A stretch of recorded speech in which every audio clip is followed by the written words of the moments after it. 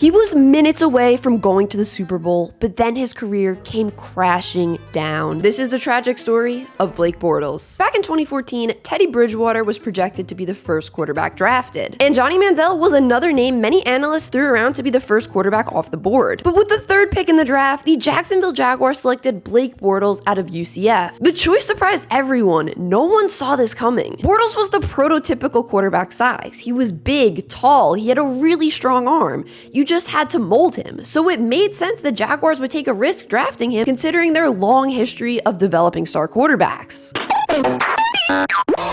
And just for some historical context, the 2014 draft included players like Aaron Donald, Mike Evans, OBJ, Khalil Mack, Derek Carr, and Jimmy Garoppolo, just to name a few. Post-draft, the Jaguars made it clear their plan was to let Bortles sit and learn behind veteran quarterback Chad Henne during his rookie season. And this made a ton of sense. Many analysts felt Bortles needed to develop better mechanics or else he would be a turnover machine at the NFL level. After an okay training camp, Bortles was named the backup heading into the 2014 season. The Jaguars suffered blowout losses the first 2 weeks of the season, and in week 3 they found themselves down 30-0 at halftime versus the Colts. So Jacksonville decided to have Bortles play in the second half. In his NFL debut, he threw for 223 yards, 2 touchdowns, and 2 interceptions in one half. After that game, Bortles was named the starting quarterback for the rest of the season. So the plan of having the rookie quarterback sit and learn for the year was totally thrown out the window by week 4 of the season. In his first NFL start versus the Chargers, he was 29 of 37 for 254 yards, 2 interceptions, and 1 touchdown. I mean, those are kind of the numbers you would expect for a rookie QB in their first NFL start with no talent around them and a really, really bad offensive line. But the following week, Bortles had a chance to show the NFL world he had arrived. It was the fourth quarter. The Jaguars were down 1 and had the ball. Could this be their first win of the season? And could young Blake Bortles bring the team back to get his first NFL win in just his second start? Let's see what he did. Oh, a pick six, kind of the opposite of what you were looking for there. And yeah, they lost the game. But the next week was a primetime opportunity in a primetime game for the rookie to get his first NFL win. The 0-6 Jaguars were facing off with another juggernaut, the 2-4 Titans on Thursday Night Football. The fans were going absolutely crazy about this highly anticipated heavyweight matchup. The Jaguars were down 9 with 38 seconds left in the game. They were facing a 3rd and 15, and the game looked over. But that's when a hero arose. Blake Bortles delivered a strike for a touchdown, and the Jaguars found themselves down 2. It was time for the team to try to convert something even more improbable, the famous onside kick. But guess what? They did. So now they have to get in field goal range, which they sort of actually do. They get it close enough for a 55-yard field goal attempt. The kick goes up, and it gets blocked, and the Jaguars are still searching for their first win of the season. Despite the loss, Bortles put together one of his best games that season, throwing for 336 yards, completing 32 of 46 passes for a tutty and an interception. The next week, Bortles played pretty badly versus the Browns, throwing 3 interceptions and a single touchdown, and only threw for 159 yards, but the Jaguars were able to pull out their first win of the season. And as they say, a win is a win. A win is a win. After some more subpar games where Bortles turned the ball over a lot and got sacked a lot, the Jaguars were able to make some noise one more time before the end of this terrible season. In Week 12 versus the 3-9 Giants, Bortles was able to help the team complete a 21-point comeback, the biggest in franchise history at the time. He even led his first game-winning drive in that one. In his rookie season, Bortles got sacked the most times in the league, which was 55. He threw for 2,900 yards, 11 touchdowns, and 17 interceptions. So basically everything the Jaguars were trying to avoid with Bortles by sitting him for his rookie year happened once they put him on the field in week 3. But things were looking up for Bortles heading into his second NFL season. Jackson made some moves to try and fix their offensive line that was definitely one of the worst, if not the worst in the league, and signed Pro Bowl tight end Julius Thomas. And when the time came to hit the field during preseason games, Bortles looked much improved from his rookie year. But when week 1 of the regular season hit, Bortles didn't look the same. The Jaguars lost 20-9 versus the Panthers, and Bortles only threw for 183 yards, 1 touchdown, and 2 interceptions. Was Bortles going to be able to translate his strong play from the preseason into games that actually mattered? The next week, Blake answered that question. It was a tie game with 1 minute and 48 seconds left. The Jaguars had the ball at their own 24, 1 timeout left in their pocket. Bortles led the team down to Miami's 10, where they were able to hit the game-winning field goal. In that one, Bortles' stat line was 273 yards, 2 touchdowns, and no interceptions. This was also the first game we saw a strong connection between Allen Robinson and Blake Bortles. This was Allen Robinson's breakout game. Bortles was dropping some crazy 50-yard passes to Robinson in this one. By week 10, the Jaguars sat at 4-6, already having more wins than the previous season. Bortles had also thrown for 20 touchdowns and 11 interceptions by this point in the season, which was a big improvement from the previous year. Possibly the best game of Bortles' career happened in week 12 of the season versus the Titans.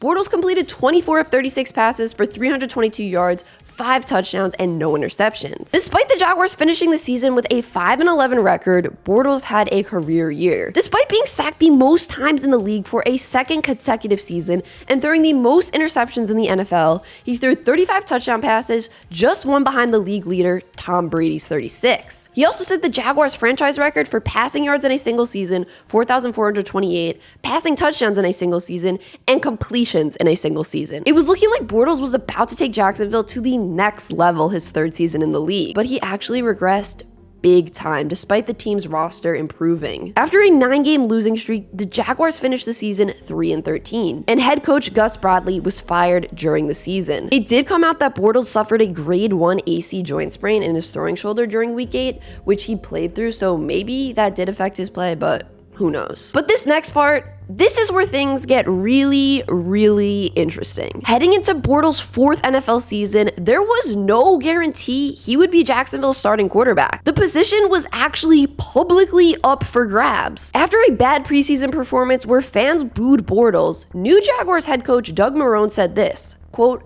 "I'm looking for someone that's going to lead this offense. I'm not going to sit here and BS anyone. Everyone saw it out there. Whatever you want to call it. I'm still trying to evaluate who the best person is at that position." Bortles looked lost on the field and had no confidence. Now he was fighting for his job with Chad Henne, who was somehow still there after being benched in 2014 for Blake Bortles. He just hung around and he was like, "Hey, Blake, I'm back to take that job back." In the week 3 preseason game, the dress rehearsal preseason game where most of the starters start, Chad Henne got the start at QB. And that seemed to indicate he would be Jacksonville's QB1 heading into the regular season. But after both QBs subpar play in that preseason game, Marrone said he couldn't name a starting quarterback yet. But just 2 days later, the coach did name Bortles the starting QB for the 2017 season. Heading into their bye week, the Jaguars were 4-3. Their 4 wins came when their defense, which was one of the best in the league that season, held opponents to less than 10 points. After the bye, the Jaguars finished their season 6-3, with Bortles having 3 300-plus yard passing games in that 9-week stretch. After finishing the season with a 10-6 record, the Jaguars won the AFC South and held the 3rd AFC seed entering the playoffs. The Jaguars' first playoff game in a decade was weird, to say the least. It was one of the most bizarre games I have watched in my whole entire life. The Jaguars' offensive game plan was simply not working. They couldn't complete passes. Leonard Fournette couldn't get more than 3 yards per carry. The run game just wasn't there. It was just an absolute disaster. So they basically just threw the playbook out the window because it was useless and decided to have Bortles literally run for his life. Bortles had 1 more rushing yard in this game than passing yards. He only threw for 87 yards, but rushed for a career high 88. I remember watching this game. It was just so odd because nothing was working offensively for the Jaguars. Then they throw the normal plays out the window, have Bortles just out there scrambling for his life, scrambling for his career, and it was working. I just remember watching it and being like, "Oh my God, run, Blake, run!" And we really hadn't seen Bortles run like this before. Yes, he had the ability to run, but he was not really known as a true dual threat quarterback. It was just insane. You're like, "Oh my gosh, he got another first down. He ran for another first down. The whole offense is on his back and he's just running and running." This is when the legend of the boat was truly born. Blake Bortles became a lovable meme after this game. It seemed like every NFL fan who didn't have a team in the playoffs was rooting for Blake Bortles. It was like this joke that we all loved, and he was somehow just getting it done, even though it really wasn't pretty. The Jaguars ended up winning that game 10-6 and moved on to the divisional round, where the 2-seed Pittsburgh Steelers were waiting fresh off a bye because, the playoff format was different back then, and the 1 and 2 seeds both had a bye. The Steelers were favored by a full touchdown heading into this matchup, but by the 11-minute mark in the second quarter, the Jaguars were up a whopping 21-0, thanks to a Miles Jack interception and some strong running by Leonard Fournette. About halfway through the third quarter, it was only a one-possession game, with the Jaguars leading 28-21.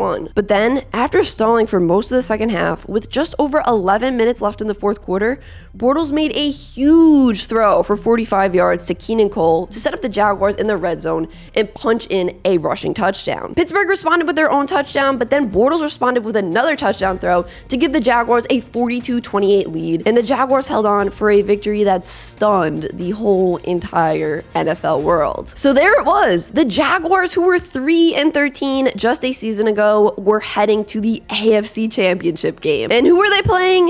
Who but him? Who but him? It was a heavyweight head-to-head, to say the least. The boat versus the GOAT. And yet again, the Jaguars were huge underdogs, with the Patriots being favored by more than a full touchdown heading into this one. But just like the previous week, the Jaguars offense started off hot, holding a 14-3 lead till there was just a minute left in the first half. With just under 10 minutes left in the game, yes, 10 minutes left in the whole entire game, the Jaguars held a 20-10 lead. But then the Patriots scored a touchdown, making it a 3-point game. But after that, the Jaguars offense that had been pretty good in this game started stalling multiple times on third down. Brady threw a touchdown with 2:48 left in the game to put the Pats up 4. After the Jaguars offense was able to get the ball to New England's 38 with just 2:18 left in the game, they went backwards and couldn't convert on 4th and 14. And just like that, the Jaguars' dream season was over in heartbreaking fashion. And 18-year-old Lauren didn't like that and was very upset in a video that is no longer on YouTube. Hey, Bortles, why are you regressing? Why are you all of a sudden pretending you don't know how to play football? No! No, what the heck? The Jaguars just needed their elite defense to hold on for 10 more minutes and they would have made the Super Bowl. But they couldn't. And yes, that's a hard ask to hold on for 10 minutes when your offense is stalling versus the greatest quarterback in NFL history. And an even sadder thing is, this was Bortles' best playoff game. He passed for 293 yards and a touchdown with no interceptions. But when it mattered the most, he couldn't pull through. He didn't have that clutch moment in him that we've seen so many times from the guy on the other side of the field. Can you believe we were robbed of a Blake Bortles, Nick Foles Super Bowl matchup? Can you believe that? After the impressive playoff run, the Jaguars rewarded Blake Bortles with a 3-year, $54 million deal. With the team's elite defense returning almost all of its key players, ESPN projected the Jaguars to have a record of 11-5 in 2018. Jacksonville started the following season 3-1, which included getting revenge on the New England Patriots in week 2. Bortles didn't hold back, throwing for 376 yards, 4 touchdowns, and only 1 interception. 2 weeks later, in a win versus the Jets, Bortles threw for a whopping 388 yards, but things went south fast after that week 4 win. The next week, in a 30-14 loss versus Kansas City, Bortles threw for 430 yards, but also 4 interceptions and only 1 touchdown. The next week, the Jaguars lost 40-7 versus the Cowboys, a game where Bortles only threw for 149 yards, 1 touchdown, and 1 interception. In the game following that blowout loss, Bortles fumbled on the opening possession of each half, which resulted in him being benched after the second one. He did get to start again the following week, but the Jaguars' losing streak only continued while Blake put up some pretty terrible numbers. The team's 7-game losing streak only ended when Cody Kessler was named the starter for the team's Week 13 matchup with the Colts. Less than a season after going to the AFC Championship game,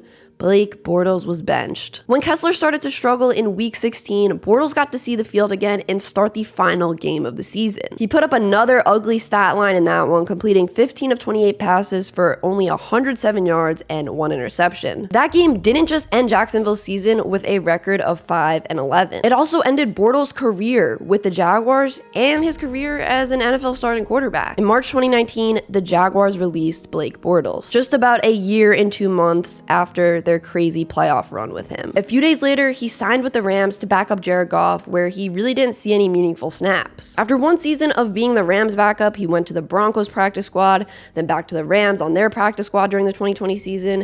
In 2021, he spent some time in both Green Bay and New Orleans to back up quarterbacks after their starters got injured, but he never saw the field. And in 2022, he announced his retirement from the NFL. Yes, Bortles wasn't the main reason why the Jaguars made it all the way to the AFC Championship game. That was their defense. It was elite. But it's crazy to see how a quarterback went from starting the AFC Championship game, throwing for almost 300 yards, not throwing an interception, to being cut just 14 months later and never starting an NFL game again. But I think the legend of the boat, one of the funniest, unpredictable playoff stories ever, will live on for a very long time.